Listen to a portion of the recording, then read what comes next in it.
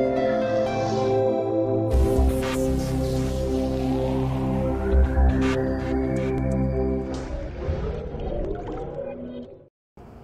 regarding the exploration constraints, we know that India is a huge continent, and if you see the geological setup of the country, we definitely feel that we have huge mineral resources.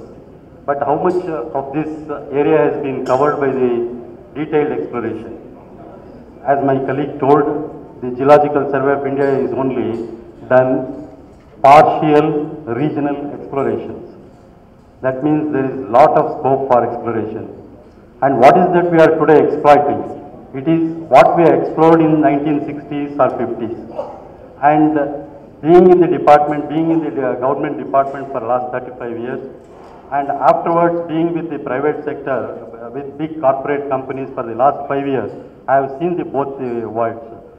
But the unfortunate situation is the money spent either by the corporates or by the government agencies is very less when compared to the money spent by other countries for exploration. That has been highlighted in the inaugural speech by Mr. Nanda. And similarly, the national and state organizations have resource crunch. What is Geological Society of India? It is not what it was 20 years back. I hope my colleague will agree with me. And same is the case with most of the state departments. They are all depleted. They don't have resources to do anything. And with such an organization at the helm of affairs, what can you do? What can you explore? So that is the situation. And unfortunately, the departments are not equipped with the state-of-the-art technology, and we have a lot of insufficient manpower, or there is no trained manpower at all in many organizations. At the most, they can do the regional surveys only. They may not be able to do detailed exploration. That has been already emphasized by my colleague, Mr. Jairam. And many parts of the country are not even covered by regional exploration. I hope Mr. Jairam will agree with that. How to come out of this? Next slide, please. Hello, next slide. How to come out of this? In fact, the government of India has taken a lot of initiative to come out of this. The liberalization, it is not 2003, it is 1993. In the year 1993, government of India came out with a new mineral policy and brought out a new concession into the field, the reconnaissance permit. Reconnaissance permit has been introduced after this with the hope that a lot of foreign direct investment will flow into the country and we will get the new technology. But unfortunately, even after 1.5 decades, nothing happened. It is because of the mental block again. And maybe the government of India thought that we will still liberalize. They came out with National Mineral Policy 2008. But unfortunately, that has, though it is policy initiatives are there, the relevant acts and rules are still in the cold storage. I don't know when they will see the day of light. Even after these policy initiatives, if you go through the website of the Ministry of Mines, in India, more than 50,000 applications are pending for disposal. Who is responsible for this? It is the state organizations. It is not the government of India. With my experience, I can say, if the states can send the proposals properly, and within no time the government of India will clear it. That is my experience. But unfortunately, state governments are not applying their mind for doing the necessary things. Then even in the, next slide please, even in the leased out areas, have we conducted detailed explorations? And coming to the public sector companies, they have huge areas with them. How much detailed exploration they have carried out in their leasehold areas? It is not. We plan only for production of this year and maybe for the next year. That is the thing that we are planning, we are spending towards exploration. Is it that we are not capable, we don't have the financial resources? No, it is not the financial resources. We have the financial resources and we can get the financial resources. but the attitude and approach is not correct. That should be changed. Then only because even in the leasehold areas, we have not properly explored. Government of India recently has come out with a additional condition. They have asked all the state governments to introduce additional condition under Rule 27(3) to see that the leasehold areas in a time-bound manner, that is within a period of 5 years, they need to be explored and results to be reported as per UNFC classification. I hope my colleague from IBM will agree with that. But how many people are doing it? And who is monitoring it? That is another big question. We have the reconnaissance permit right now for regional exploration, and we have the prospecting license for detailed exploration. Is it really difficult to get these licenses? I don't think it is difficult. If it would have been difficult, the Act would not have specified the period as 6 months and 9 months for the disposal of the applications. Because they also are wise. After giving thorough thought, they have fixed this.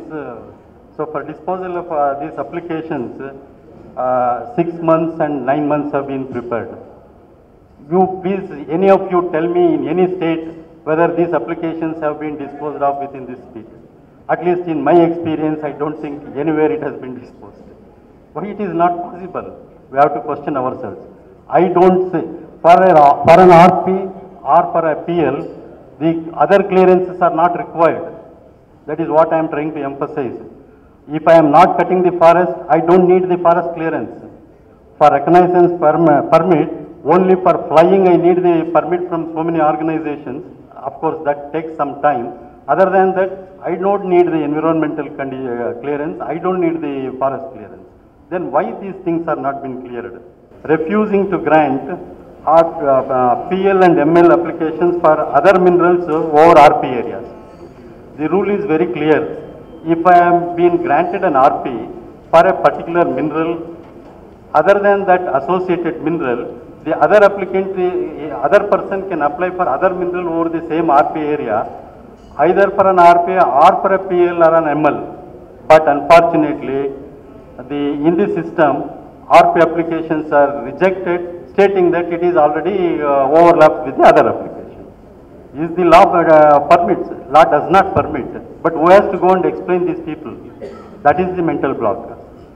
Then, for aerial survey to get this reconnaissance permit, they have to go to more than 10 agencies to get the clearances. That is a time-consuming one. Other than that, in the Department of Mines and Geology, for disposing this RP application, I don't think we need more than 6 months. And if anybody feels that we need more time, you please tell me, I will clarify how it can be disposed of. Then prospecting license. Another peculiar situation is insisting on the large scale maps. You see, I apply for an area of, let us say 2000 hectares. And the fellow writes back, the engineer who compiles the map, he writes, you give the Kasra numbers, village map, you produce it. Even if I attach all these 4 or 5 village maps, can he spread and see that? What for he needs it? And whether the law permits for asking such a thing? Nobody examines this. Blindly they will write, and that fellow will struggle hard because he has no guts to go and tell them that law does not permit. And finally, the whole exercise is a waste and a waste of time. And then another thing is, as soon as they get the application, they will write to the deputy commissioner or the forest department or the private fellow to give their consent. Is it really required for a prospecting license or a reconnaissance permit? It is not required. The law clearly says when you enter that particular piece of land, you have to obtain the permission of the owner of the land. And if you want, without forest permit, in the forest area, you can drill up to 25 boreholes in 10 square kilometers, if you are not cutting any tree. And only the permission of the Deputy Conservator of Forest of the district is required. No forest clearance is required. But unfortunately, they write to the Forest Department. Normally, it will never reply for years. And the Deputy Commissioner, you know, how much they will be busy with all election collection and so many other things, and they will also never respond. The fellow, the entrepreneur, runs from taluka level to the deputy commissioners, and finally, after several, maybe 1 or 2 years, he will bring back with the consent. Is it really required? It is not required, but people are made to run around. Then, directing to apply for ML. This is another classic case.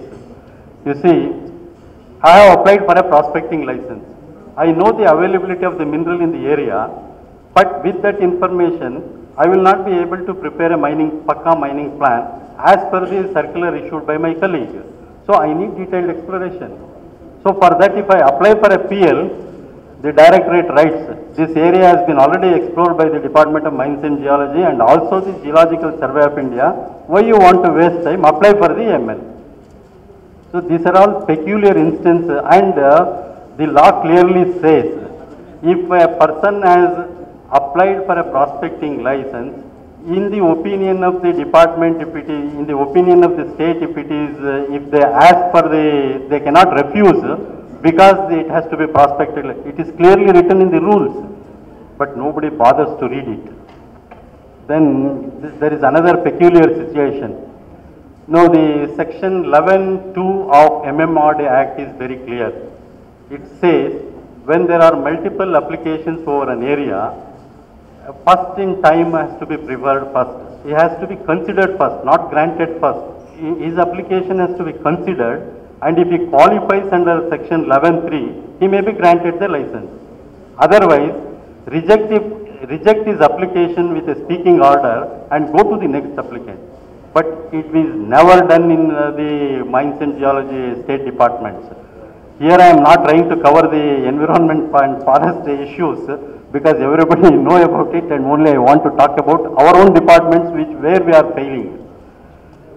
And very funnily, they will write to the last man, issue a notice, last applicant who has applied after 3 or 4 years, they will write, your application overlaps with the earlier applications of so and so, so and so, so and so, why your application should not be rejected.